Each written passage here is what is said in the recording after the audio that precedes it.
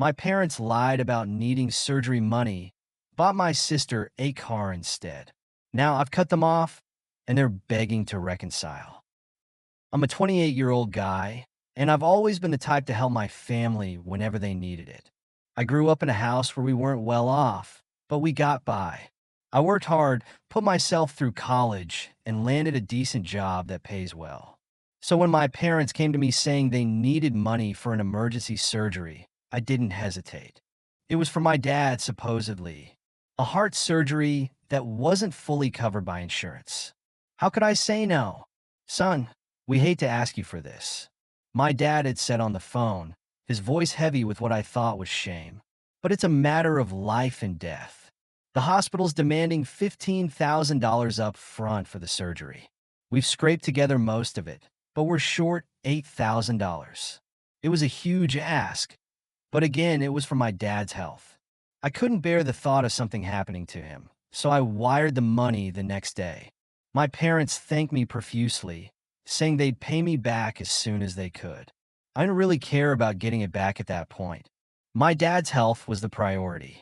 Weeks passed, and every time I asked how my dad was doing, my mom would deflect, giving vague answers like, he's recovering or he's doing better. But something didn't sit right with me. There were no details, no mention of follow-up appointments, no updates about his health, just generic replies. Then one day, I found out the truth in the most painful way possible. My younger sister, who I always had a strained relationship with, posted on Instagram. She just bought a brand new car, a shiny, top-of-the-line vehicle that I knew she could never afford on her own. She's always been the spoiled one. My parents would bend over backward to give her what she wanted, even if it meant sacrificing my needs in the process. I stared at that post, my blood boiling. I couldn't shake the feeling that my money was involved. So I called her up straight to the point. Hey, where do you get the money for the car? I asked, my voice tight. She laughed like it was no big deal. Oh, didn't mom and dad tell you? They helped me out with the down payment. It's not a big deal, really. I needed a new car. I felt like I had been punched in the gut. I stayed calm, even though I wanted to lose it on the spot. Where'd they get the money? There was silence on the other end of the line, and then she sighed, almost annoyed.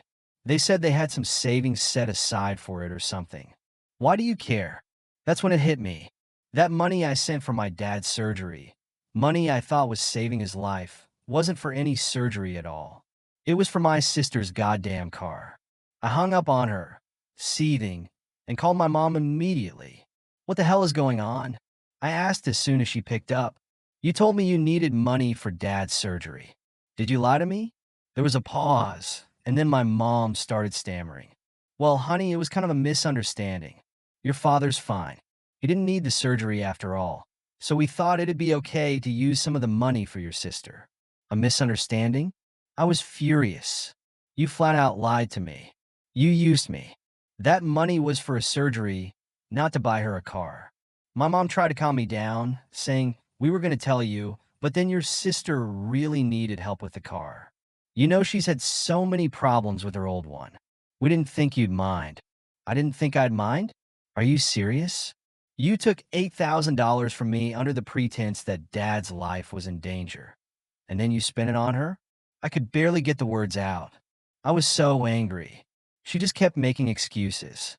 It's not like we don't appreciate what you did. We'll pay you back eventually. Your sister really needed this. I was done. I couldn't even believe what I was hearing. I had always known they favored her, but this was on another level.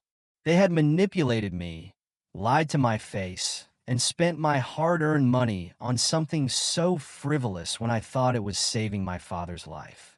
I hung up, unable to even deal with their lies anymore. For the next few days, I tried to cool off, but it kept eating away at me. My parents didn't reach out to apologize or explain further. They just pretended like nothing had happened. That's when I made the decision. I was cutting them off. No more money, no more help, no more involvement. I couldn't trust them anymore. When I finally texted my mom and dad to tell them how I felt, my message was clear. You lied to me. You used me, and I'm done with it. Don't expect anything from me going forward. I'm cutting ties until you can own up to what you've done.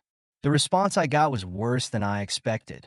Instead of an apology, they sent back defensive messages claiming I was overreacting, that family sticks together, and I was being selfish for holding a grudge. Selfish. That's the word they used to describe me after everything I had done for them. Over the next couple of months, I ignored every call, every message, every attempt they made to pull me back in. They tried guilt-tripping me, telling me how hard things were for them, how my sister was struggling to make ends meet with her new car payments. I didn't care. I had been burned for the last time. Then came the unexpected part. I got a call from my sister, and to my surprise, she wasn't her usual entitled self. She sounded nervous. "Hey," she started, her voice soft. "I wanted to talk to you about everything." I stayed silent, waiting for her to continue. "Look, I didn't know about the surgery thing. Mom and Dad didn't tell me that they took money from you for it. I just thought they were helping me out. If I had known, I wouldn't have let them do it." I didn't know what to say. Was this her way of apologizing, or was she just covering her own ass now that things had gone south?